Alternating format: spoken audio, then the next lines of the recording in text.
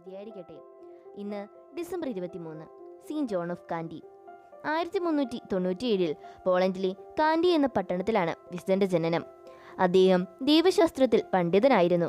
തുടർന്ന് പൗരോഹിത്യ പട്ടം സ്വീകരിക്കുകയും ക്രോക്കോ സർവകലാശാലയിൽ അധ്യാപകനാവുകയും ചെയ്തു.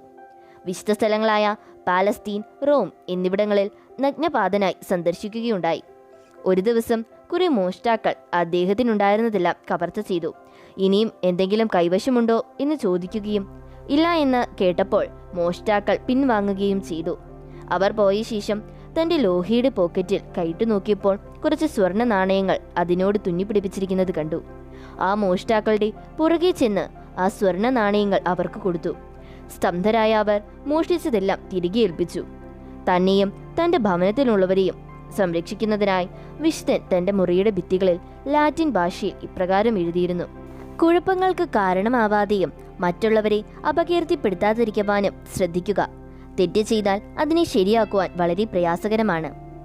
തന്റെ അന്ത്യദിനങ്ങൾ അടുത്തുവെന്ന് മനസ്സിലാക്കിയപ്പോൾ വിശുദ്ധൻ തന്റെ കൈവശമുണ്ടായിരുന്നതെല്ലാം പാവങ്ങൾക്ക് നൽകി. പോളണ്ടിലെ പ്രധാന മധ്യസ്ഥരിൽ ഒരാളാണ് വിശുദ്ധ ജോൺ കാൻഡി. 24 ഡിസംബർ 1473 വിശുദ്ധൻ ഇഹലോകവാസം വെടിഞ്ഞു. സഭ ഡിസംബർ 23 അദ്ദേഹത്തിന്റെ തിരുനാളായി ആചരിക്കുന്നു.